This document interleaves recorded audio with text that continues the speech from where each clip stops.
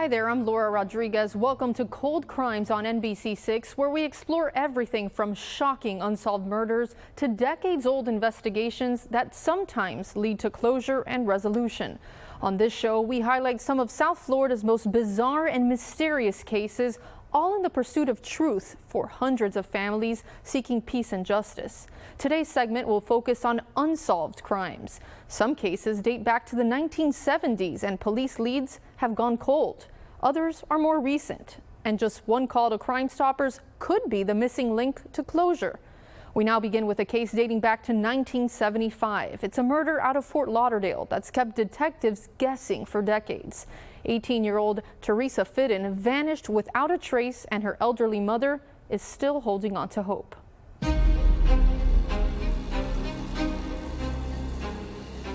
At 83 and on oxygen, Josilia Travisano hopes to find her missing daughter before she takes her last breath. It's been a long time. I'd like to know what happened to my child. This grieving mother has spent the last 46 years searching for answers after Teresa Fidden vanished without a trace. When I think of her, I wonder if she's somewhere and she's happy and she's had a family, maybe has a dog and a cat, and just being a normal person. It was August 1st, 1975. Teresa was 18 years old. Fort Lauderdale police say she got into an argument with her boyfriend and then drove off in her 1966 Nash Rambler. When she left that night, she just went out with what she was wearing, got into her car, and I guess drove off. She didn't take any of her clothes or any of her personal belongings. Detectives have looked into every possibility, from serial killers in the 1970s to the car submerged in one of many of South Florida's waterways. At that time, that wasn't an unusual car, but we did never recover the car. Josilia has also envisioned many scenarios throughout the years. Some days she has hope, others seem very grim, but all she's looking for is closure. I'd like a happy ending to this, but if there isn't a happy ending, I'd still like to know. This rendering by the National Center for Missing and Exploited Children shows what Teresa may look like today. Josilia says if she's alive, she would probably be doing something creative, like making clothes or painting. You know, these are the cases that, you know, detectives will wake up in the middle of the night and start thinking about. Is there something I missed? Is there something new I can do on this? You know, is there another technology out there that has come along that's going to help us? According to the National Crime Information Center, since December 2022, their database contained more than 97,000 active missing person records. Juveniles under the age of 18 account for more than 31% of those records. We now turn to an emotional story about two friends and co-workers who were the targets of a robbery.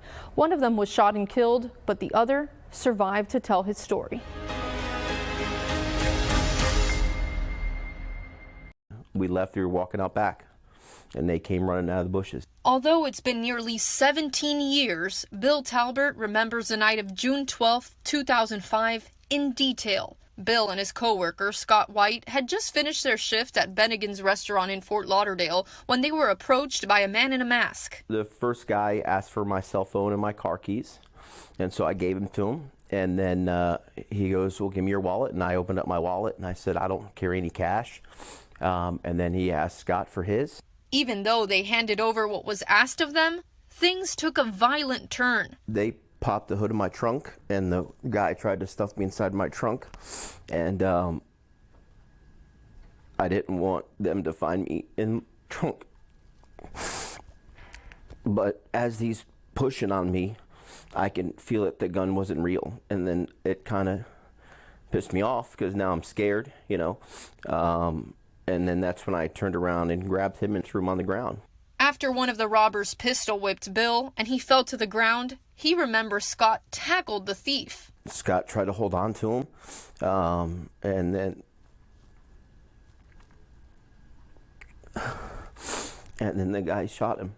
Scott, his beloved friend and co-worker, was murdered right before his eyes. Bill says Scott saved his life. My daughter was only 2 months old. So she just turned 17 in April. So, like, you know, when I look at her, I'm thankful. Had he not intervened and Bill ended up getting killed,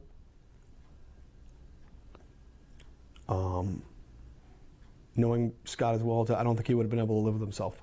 The two masked men ran away and so far haven't been caught.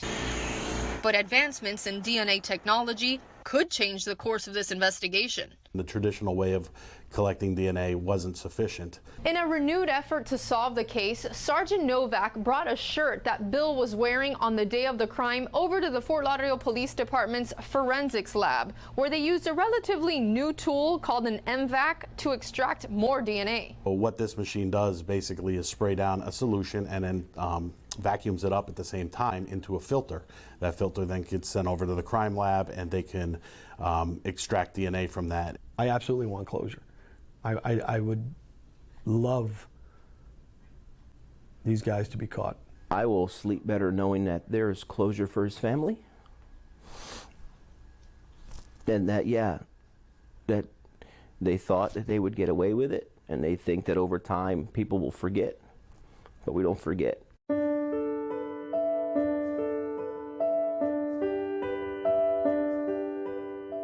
Fort Lauderdale detectives are hoping a DNA match will lead them to Scott's killers. So far, the investigation remains open.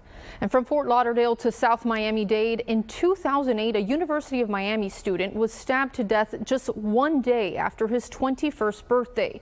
More than a decade later, Miami-Dade police and his mother continue their quest for justice.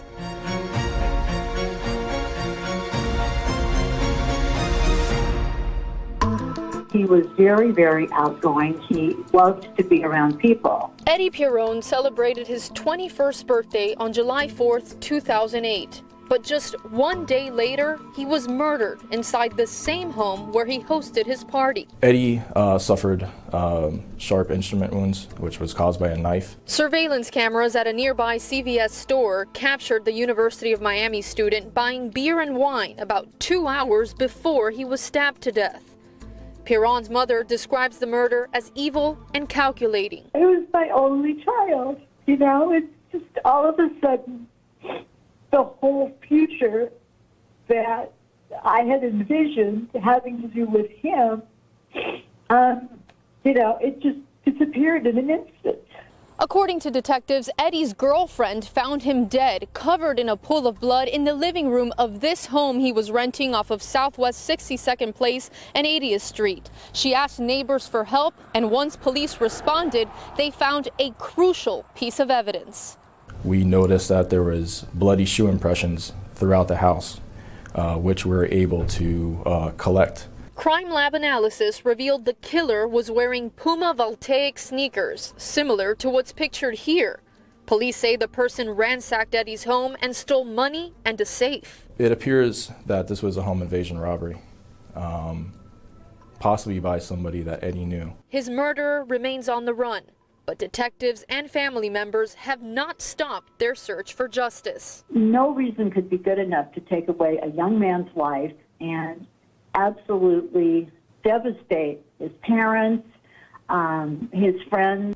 You know, people that may have had information back then and were reluctant to speak to the police may be more willing to speak now.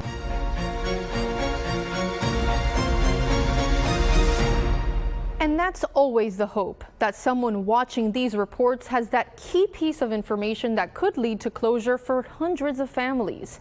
Now we take a closer look at a murder case involving revenge. In 2010, Frederick Ferguson was shot while walking out of an apartment complex. But turns out, detectives say the suspect had the wrong target. I got the phone call. That was the worst phone call of my life at 3 o'clock in the morning. The phone call every parent dreads. On May 13th, 2010, Felicia Williams learned her son, Frederick Ferguson Jr., was murdered. He was my baby. He was my everything. According to Miami-Dade police, Ferguson was walking out of the Cutler Manor apartments near Southwest 216th Street and 108th Avenue when he was ambushed and shot multiple times. Police say the shooting was within close range. I believe he was followed. I believe that somehow these individuals know that he was there. Investigators believe someone was seeking revenge for a crime Ferguson did not commit. In January 2010, a homicide happened here in this building. It used to be a nightclub, and police say people then began to wrongfully accuse Ferguson. My investigation revealed that he was not responsible. As a matter of fact, he would be considered an innocent victim at this stage. He was wrongfully targeted. We've later identified the suspect in the other homicide. Ferguson's mother has a strong support system, but not a day goes by that Williams doesn't hope for justice. They need to turn themselves in. It's not fair for them to take another person's life like that, who died and made them God. It would be my hope that the individuals that were around the Cutler Manor Apartments back then have matured, have gotten older, and that they would probably see this piece and call me with that one tip that I need to close this case out.